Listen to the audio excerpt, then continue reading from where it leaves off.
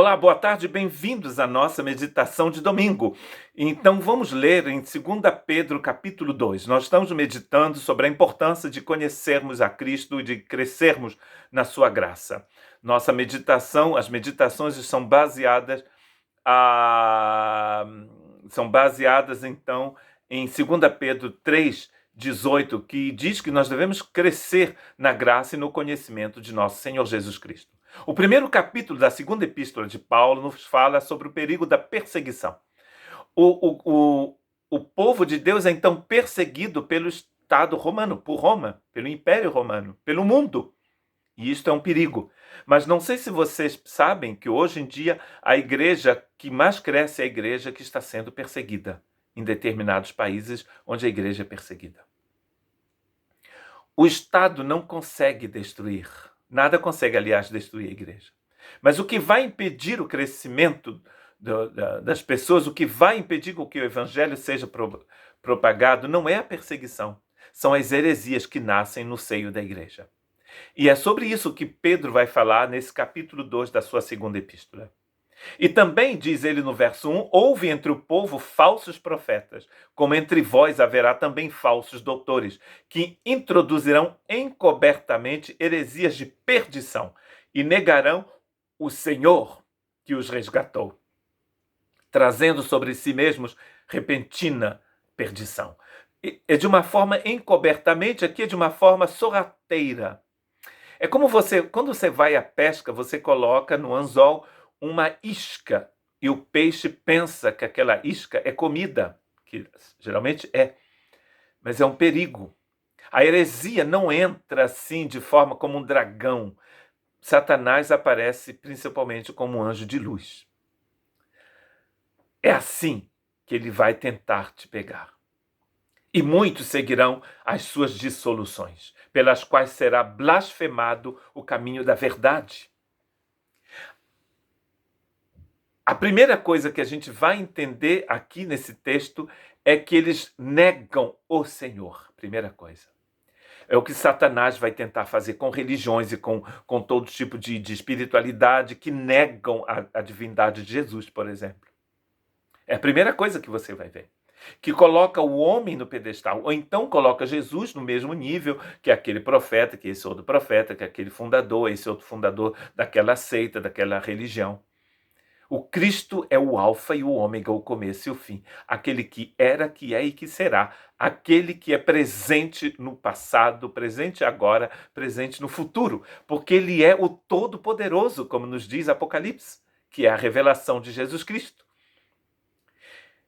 Essa é a primeira coisa. A segunda a gente encontra aqui no versículo 3. E por avareza farão de vós negócio com palavras fingidas, plastos. São palavras falsas, palavras fabricadas, sobre as quais já de largo tempo não será tardia a sentença e a sua perdição não dormita. Primeiro negam o Senhor, em seguida vão anunciar o evangelho, que não é o evangelho, né? Um falso evangelho, por avareza. Tudo que essas pessoas querem é se enriquecerem. Não anunciam o evangelho de Cristo Jesus. É o próprio evangelho deles. Há então aqui nessa epístola de Pedro um perigo muito grande. E é por isso que ele vai dizer, vai trazer à nossa memória exemplos do passado. 3 exemplos. O primeiro é o exemplo dos anjos. No verso 4 ele diz, porque se Deus não perdoou os anjos que pecaram, mas havendo-os lançado no inferno, os entregou às cadeias da escuridão, ficando reservados para o juízo. Isso quer dizer que a gente não zomba de Deus. É melhor não zombar de Deus, porque o Deus que é amor e vida é também justiça, e ele é santo. Verso 5 nos diz, e se não perdoou ao mundo antigo, mas guardou a Noé, pregoeiro da justiça, ou seja, ele está falando aqui do dilúvio. Deus disse que ia mandar chuva e mandou. O terceiro exemplo é Sodoma e Gomorra, e condenou a subversão às cidades de Sodoma e Gomorra, reduzindo-as a cinza. Então, isso quer dizer que você não se deve brincar com a santidade de Deus, como fazem os falsos doutores que negam a divindade do Senhor, que trabalham por dinheiro. É preciso ter cuidado, porque Deus é justo. Em seguida, no verso 7, há então uma luz, uma esperança que brota nesse texto difícil. Ló. Pedro vai chamar Ló de um homem justo. O Ló era um homem que só pensava em si mesmo. Quando Abraão diz para ele escolher, porque havia muitas ovelhas de um lado e de outro, para escolher onde ele queria ir, ele vai escolher o melhor lugar, deixando para o seu tio o deserto. Ele vai morar perto de Sodoma e Gomorra. No começo, ele acampa, como eles eram forasteiros, né? Não eram sedentários. Ele vai acampar perto de Sodoma e Gomorra. Então, Sodoma e Gomorra é o tipo de cidade que você não quer entrar com seu filho, com ninguém da sua família, onde se pratica sexo, o sexo mais sujo possível, em todo canto de rua, em todo lugar. Cidades que haviam completamente... O pecado era tão intenso em Sodoma e Gomorra que o texto nos fala que o pecado subiu até Deus. E tudo que sobe sem Deus cai. E cai em uma sentença muito perigosa para aquela cidade. Então o Ló mora perto da cidade. Em seguida ele se aproxima cada vez mais e um dia ele vai morar dentro da cidade. Pedro está dizendo que esse homem foi justificado por Deus. Forçado a praticar incesto com suas próprias filhas.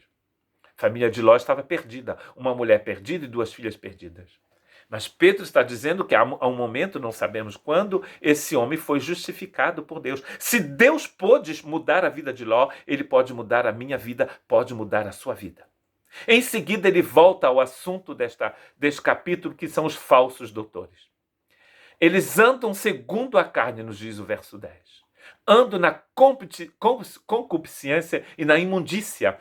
3 características dos falsos doutores. Negam o Senhor, trabalham por dinheiro, pregam por dinheiro e, em seguida, vivem na concupiscência, na imundícia.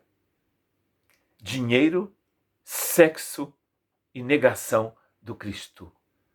Esse texto já foi escrito há muitos séculos atrás, mas parece que a gente viu isso ontem na TV, não é mesmo?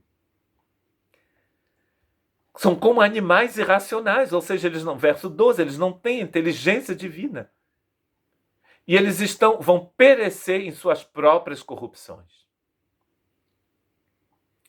Eles vão receber, no verso 13, o galardão da injustiça, porque tais homens têm prazer nos deleites cotidianos, nódoas são eles e máculas, deleitando-se em seus enganos, quando se banqueteiam convosco, tendo os olhos cheios de adultério e não cessando de pecar, engodando as almas inconstantes, tendo o coração exercitado na avareza, filhos da maldição. Pedro é duro aqui, né? Os quais, deixando o caminho direito, erraram segundo o caminho de Balaão. Estão seguindo o caminho de Balaão, que profetizava por dinheiro. Amaldiçoava o povo de Deus por dinheiro. São fontes sem água, nuvens levadas pela força do vento, para os quais a escuridão das trevas eternamente se reserva, nos diz Pedro aqui. Fontes sem água, cisternas vazias. Sem vida, sem nada. E muita gente prefere seguir a cisterna vazia do que acreditar na palavra de Deus. Que coisa triste e complexa. Porque falando coisas muito arrogantes de vaidades, engodam com as concupiscências da carne e com dissoluções aqueles que se estavam afastando dos que andam em erro. E há um momento em que ele diz aqui que eles não respeitam, eles blasfemam das coisas espirituais. Blasfemam das coisas celestes, dos valores celestes. Não tem nada para oferecer. E o texto nos diz no verso 19, prometendo-lhes liberdade, sendo eles mesmos escravos da corrupção. Pessoas que prometem salvação quando eles mesmos estão perdidos. Fujam desse tipo de ensino.